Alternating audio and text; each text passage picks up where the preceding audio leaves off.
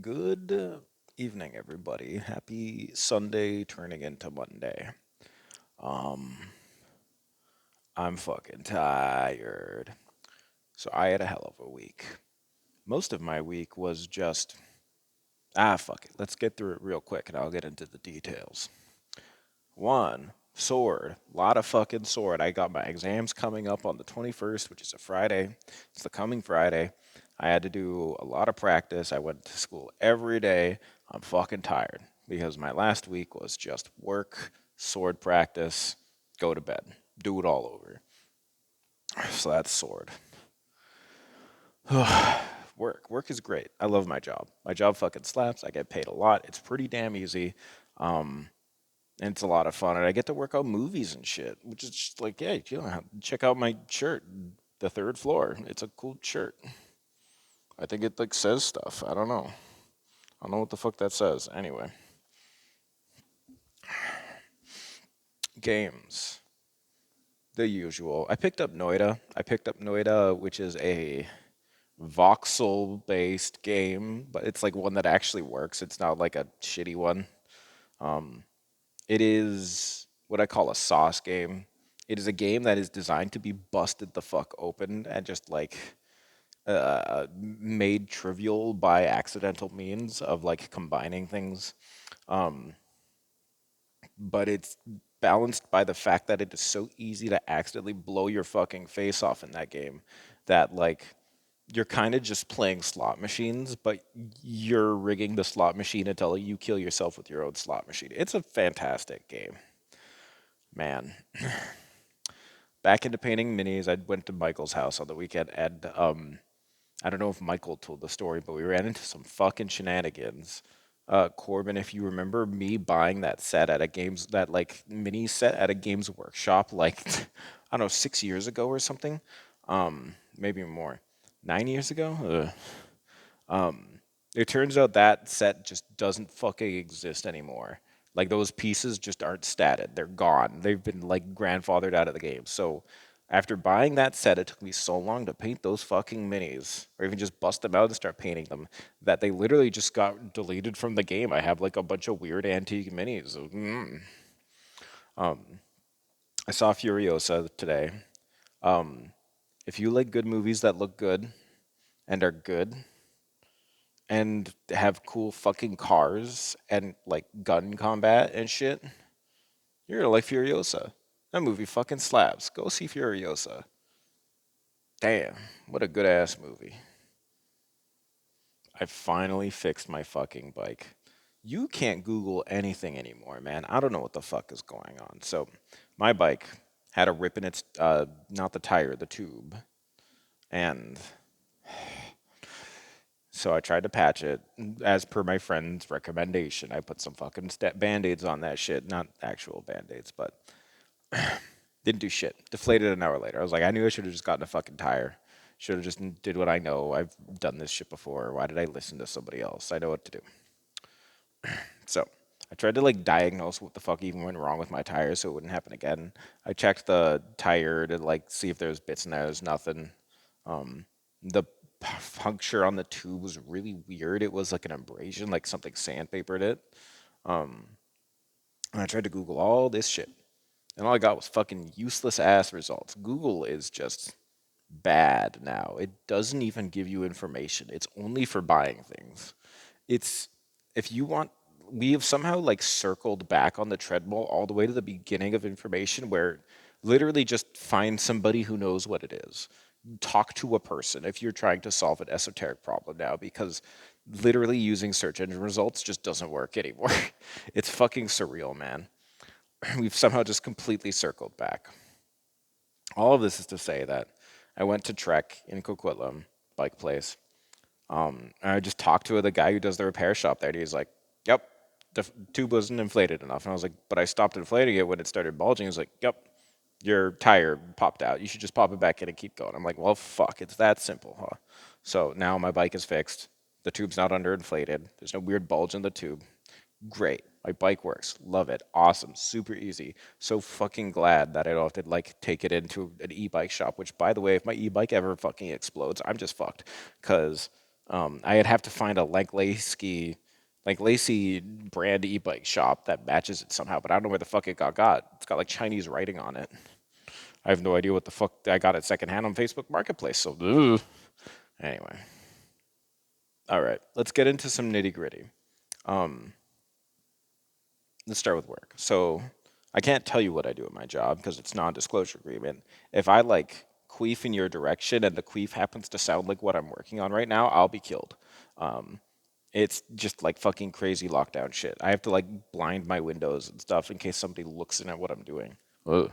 Um, the level of like NDA that's on this is crazy. Um,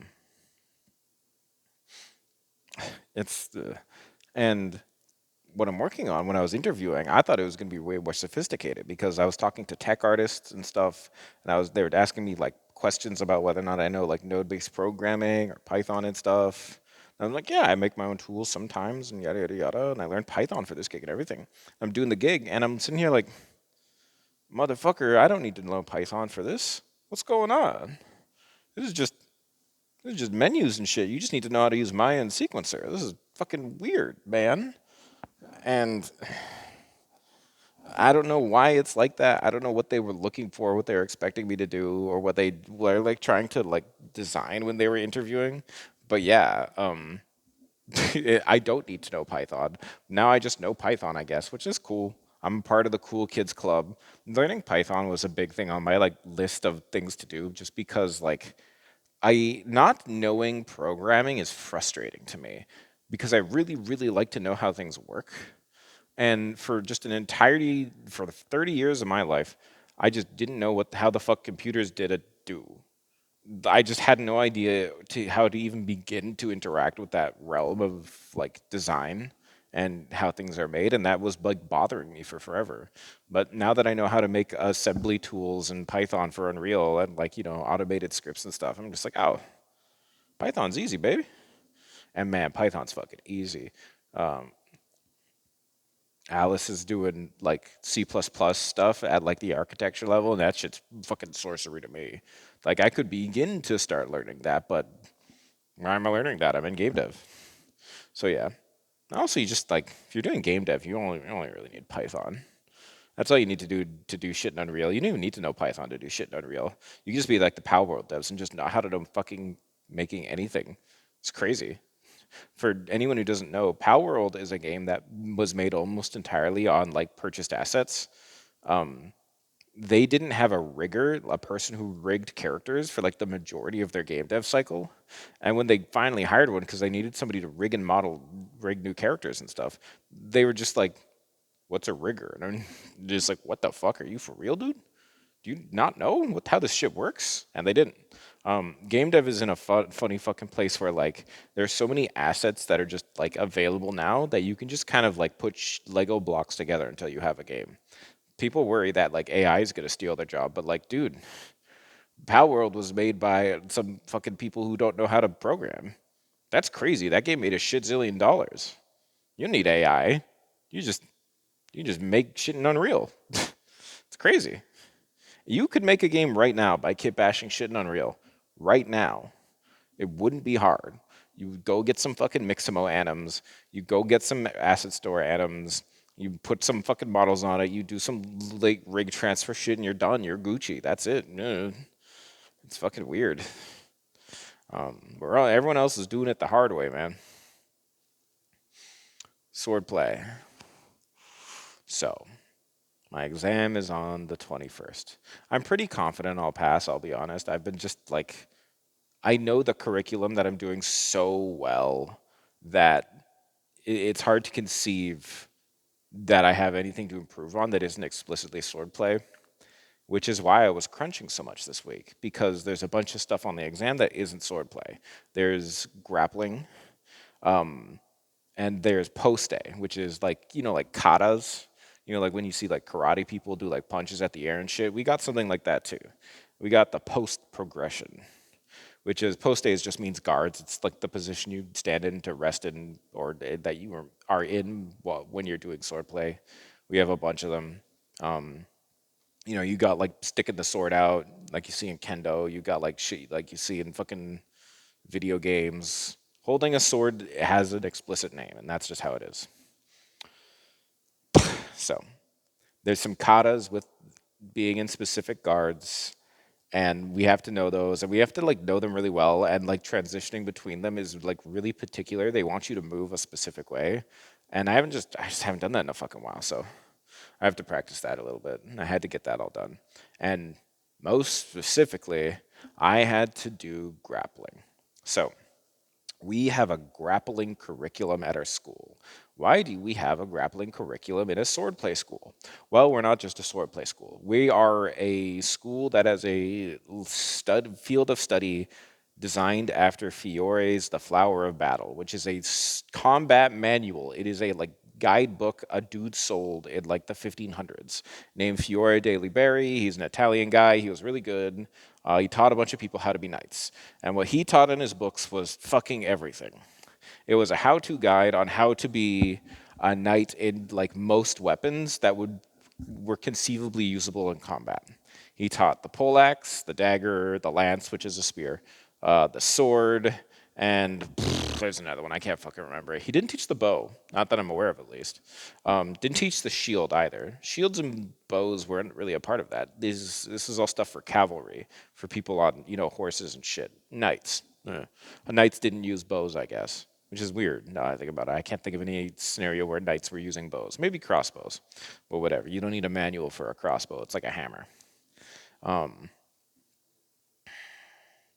All this is to say that grappling is an extremely large portion of knowledge for knights. You need to know how to wrestle, because wrestling means you can kill other knights. And if a knight can't wrestle, they're fucked. So we have a series of moves that we do that are like hand-to-hand combat, that are both you having a sword and them having a sword, but also neither of you having a sword, or both of you having a dagger, or one of you having a dagger and one of you having a sword. There's all these plays and shit that are designed. And they're pretty good, honestly. The stand-up wrestling, it's called Abezzare. It has a lot of judo in its DNA. It's a lot of hip throws. It's a lot of like fighting around structure and breaking structure. It's really good. Abezzare it also uses joint locks and elbow locks, and the reason it uses joint and elbow locks is because you can't use like pain-based maneuvers on knights, because the design of like steel armor, plate armor stuff is designed to lock in a way that prevents you from being harmed. Basically, armor has a range of movement that's very good, but it has a maximum range of movement that is stopping you before you get hurt. It intentionally limits your movement so that you can't bend in uncomfortable ways, which is by design. If you look at a lot of big gauntlets, they will have thumbs that lock out so that if you get hit, your thumb can't, or if you get hit like, and something smashes your thumb this way, it will stop here because it will prevent your thumb from breaking past this range of motion.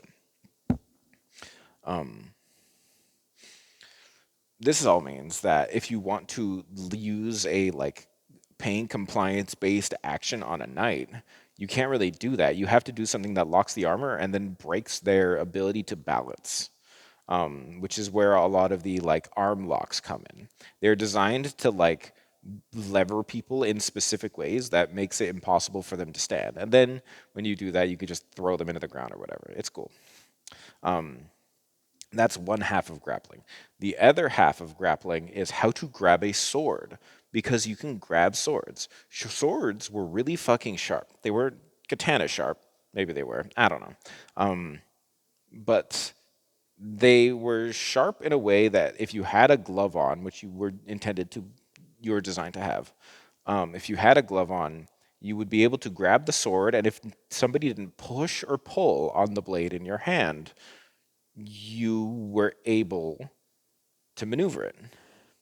This means that we have moves that are designed with grabbing swords in mind, which is dangerous if somebody has time to push or pull, which means you have to design your sword grab or your disarming motion in a way that is so ahead of the tempo of the grab, of the motion and the other person, that they don't have time to pull the sword out and cut you.